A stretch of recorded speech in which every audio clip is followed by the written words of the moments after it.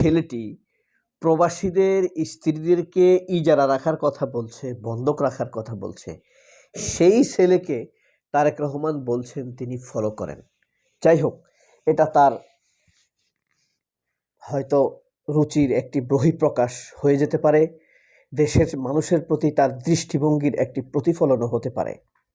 তবে আজকে তারেক রহমানের কাছে একটি খোলা চিঠি, তাকে কিছু প্রশ্ন করব এবং তার কাছে আমার কিছু আবেদন আহ্বান থাকবে। যেহেতু নিজেকে জাতীয় নেতা হিসেবে দাবি করে অথবা তার দলের লোকেরা তাকে জাতীয় নেতা হিসেবে বলে, আমিও তাকে আমার নেতা হিসেবে মানতাম এবং আমি ভাবতাম এদেশের আইকন হবে সে। কিন্তু আসলে তার মধ্যে আইকন আগে ছিল, এখন নাই, নাকি আগেরটাই ভুল ছিল আমি বুঝি নাই, বুঝতে পারছি না। কিন্তু তার বিরুদ্ধে যে অপপ্রচার মিথ্যাচার হতো, আমরা তার ক্যাম্পেইন করতাম, জেনে শুনেই করতাম। তারেক রহমান দেশে ফেরার পর আওয়ামী লীগকে আক্রমণ করে কিন্তু একটিও কথা বলেন নাই, তিনি একটা কথাও বলেন নাই। কোনো আওয়ামী লীগকে,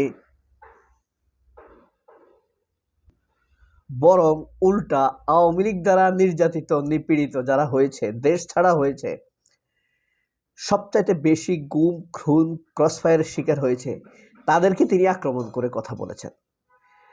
জামায়াত ইসলামকে গুপ্ত রাজনীতি করেছেন, আওয়ামী লীগের স্টাইলে তাদেরকে স্বাধীনতা বিরোধীও বলেছেন। শুধু তাই নয়, জামায়াত নেতাদেরকে তিনি বেহেশতের টিকিট বিক্রেতা বলেছেন। অথচ এই জিনিসটি ডাটা যদি খোঁজা হয়, একত্রিত করা হয়, কিছু ডাটা তো আমাদের কাছেও আছে। আপনি দেখবেন জামায়াত যতবার বলেছে বেহেশতের টিকিটের কথা, যদি বলেও থাকে, তাহলে তার চাইতে 50 গুণ বেশি বলেছে বিএনপির লোকেরা। তো তার দলের মিথ্যা ফ্রেমিংয়ের কাছে তিনি ধরা দিলেন, ধরাশায়ী হলেন। এখন প্রশ্ন হলো, তারেক রহমানের কাছে আমার প্রথম প্রশ্ন, তিনি কি হায়ের পক্ষে নাকি নায়ের পক্ষে? স্পষ্ট এখনো কিছু বলেননি, অথচ দ্বিধাহীনভাবে তার হায়ের পক্ষে অবস্থান নেওয়া উচিত ছিল। এখন কথা হলো, কেন আপনি হায়ের পক্ষে অবস্থান নিলেন না? আমি ব্যক্তিগতভাবে সন্দেহ করি আপনার শুধুমাত্র ব্যক্তি স্বার্থে আপনি হায়ের পক্ষে অবস্থান নেন নাই স্পষ্টভাবে। কারণ কি, হায়ের পক্ষে অবস্থান নিলে যে জুলাই চার্টার রয়েছে, জুলাই সনদ রয়েছে, সেখানে আছে কোনো লোক 2 বারের বেশি প্রধানমন্ত্রী হতে পারবেন না। আপনার সেই লালসা জৌলুস থেকে আপনি হায়ের পক্ষে অবস্থান নেন নাই। আশা করি আপনি আপনার বিষয়টি পরিষ্কার করবেন। দ্বিতীয়ত হলো, যে কোনো অধিদপ্তর, সেনাপ্রধান, আপনার পিএসসির প্রধান, দুর্নীতি দমন কমিশনের প্রধান, প্রধান বিচারপতি, এই সকল পদে নিয়োগের ক্ষেত্রে অবশ্যই বিরোধী দলের সাথে আলাপ করে নিয়োগ দিতে হবে। জুলাই চার্টারে এই জিনিসটি লেখা আছে।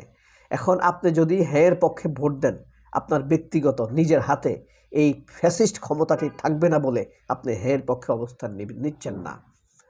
কারণ এই জিনিসটা তো আমরা চাই, সংবিধান পরিবর্তন করার জন্য ইচ্ছামতো অবশ্যই, বা যতবার সংবিধান গণভোট করতে হবে, তত পরিবর্তন করতে হবে, ততবার গণভোট নিতে হবে।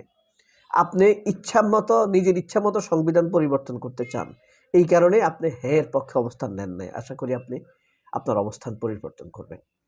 সারা দেশে যে গুম খুন হয়, সেই বিষয়গুলোকে আমাদের দেশে আইন অনুযায়ী পুতুল প্রেসিডেন্ট ক্ষমা করে দেয় প্রধানমন্ত্রীর পরামর্শ অনুযায়ী।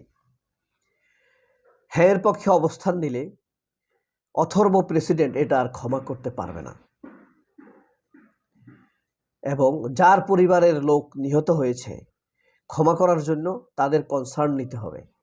এই কারণে আপনার দলের খুনি, আওয়ামী লীগের খুনিদেরকে আপনি পয়সার বিনিময়ে ক্ষমা করে দিতে চান আপনার প্রেসিডেন্টের মাধ্যমে। এই কারণে আপনি হ্যাঁর পক্ষে অবস্থান নিচ্ছেন না, কারণ হ্যাঁর পক্ষে অবস্থান নিলে আপনি এই ক্ষমা করতে পারবেন না, এখান থেকে পয়সা কামাতে পারবেন না। আশা করি আপনি কেন হ্যাঁর পক্ষে অবস্থান নিচ্ছেন না সেই ব্যাপারে আমাদেরকে জানাবেন। আপনার দলের যে হাজার হাজার লোকের বিরুদ্ধে চাঁদার অভিযোগ আছে, 210টি খুনের অভিযোগ আছে, 76টি ধর্ষণের অভিযোগ আছে এবং 411টি নারী নির্যাতনের অভিযোগ রয়েছে। হেনস্থার অভিযোগ রয়েছে। এই বিষয়গুলোকে রেখে আপনি হ্যাঁর পক্ষে অবস্থান নিলে এই মামলাগুলো আপনি বিকল করতে পারবেন না। এই কারণে আপনি হ্যাঁর পক্ষে অবস্থান নিচ্ছেন না। যে 57 লক্ষ চাঁদাবাজির ঘটনা ঘটেছে, এই ব্যাপারগুলোর নিয়ন্ত্রণ এবং ক্ষমা আপনার হাতে রাখার জন্যই আপনি হ্যাঁর পক্ষে অবস্থান নিচ্ছেন না। স্বৈরাচার জেনারেল এরশাদের সময় প্রতিরোধ সর্বদলীয় ঐক্যের মাধ্যমে রাজনৈতিক প্রস্তাব গৃহীত হয়। এগুলো বাস্তবায়নের লক্ষ্যে একটি দল বিএনপিকে নিঃশর্ত সমর্থন দিয়ে ক্ষমতায় বসায়, কিন্তু বিএনপি ক্ষমতায় এসে সেগুলো আর বাস্তবায়ন করেনি। এবারও বিএনপি ক্ষমতায় আসলে জুলাই সনদের কোনো কিছুই বাস্তবায়ন করবে না, এটি মানুষের সন্দেহ। আশা করি আপনি এই সন্দেহ দূর করার জন্য স্পষ্ট অবস্থান নেবেন। ভারত বাংলাদেশে যে আধিপত্য বিস্তার করছে, এই বিষয়ে আপনি কোনো স্পষ্ট অবস্থান নেন নাই। সীমান্ত হত্যার ব্যাপারে আপনি কোনো স্পষ্ট অবস্থান নেন নাই জনগণের সামনে। আশা করি এই বিষয়ে জনগণকে স্পষ্টভাবে জানাবেন। প্রবাসীদের মর্যাদা, প্রবাসীদের অসম্মান করে আপনার কন্টেন্ট ক্রিয়েটর আপনাকে যে বক্তব্য উপহার দিয়েছে, ভিডিও উপহার দিয়েছে, আবার আপনি বলেছেন আপনি সেই কন্টেন্ট ক্রিয়েটরকে ফলো করেন। এর মাধ্যমে প্রবাসীদের স্ত্রীদের অপমান করার দায় ভারটি আপনি নিচ্ছেন কিনা সেই বিষয়ে আশা করি আপনি অবস্থান স্পষ্ট করবেন। আপনার কাছে ব্যাপারটি ছোট মনে হলেও আমার কাছে, আমাদের কাছে প্রায় 1.5 কোটি প্রবাসীর সম্মান জড়িত বলেই এই প্রশ্নটি তোলা হচ্ছে।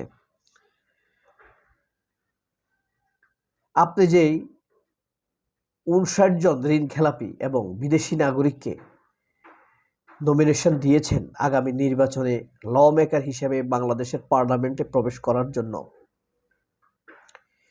এই প্রতারক ঋণ খেলাপিরা সংসদে গিয়ে জনগণের টাকাটাই মেরে দিচ্ছে। তাদের নির্বাচনের আগে তাদের মধ্যে জনগণের অর্থ আত্মসাতের সিনড্রোম দেখেও আপনি কেন তাদেরকে নমিনেশন দিলেন? এই যে 8,400 কোটি টাকা যারা ঋণ খেলাপি, আপনার দলের যাদেরকে যেসব ঋণ খেলাপিদেরকে আপনি নমিনেশন দিয়েছেন তাদের সম্মিলিত ঋণ খেলাপির পরিমাণ 8,400 কোটি টাকা। এই টাকা তো আমি ব্যাংকে রাখছি, আমার বাপ রাখছে, আমার ভাই রাখছে, আমার বোন রাখছে। আপনি সেই টাকা আপনি জানেন আপনার নেতাকর্মীরা সেই টাকা মেরে দিয়েছে। খেলাপি মানেই তো মেরে দেওয়া। সেই ঋণ খেলাপিদেরকে আপনি কেন নমিনেশন দিলেন? এই ব্যাপারে জনগণের সামনে আপনি আশা করি নিজের অবস্থান পরিবর্তন করবেন। দেশ থেকে আসার পর মাত্র একদিনে আপনি আপনার আইডি কার্ড হাতে পেয়েছেন। সারা বাংলাদেশের জনগণ যেন এত সহজে আইডি কার্ড পেতে পারে সেই দাবি আপনি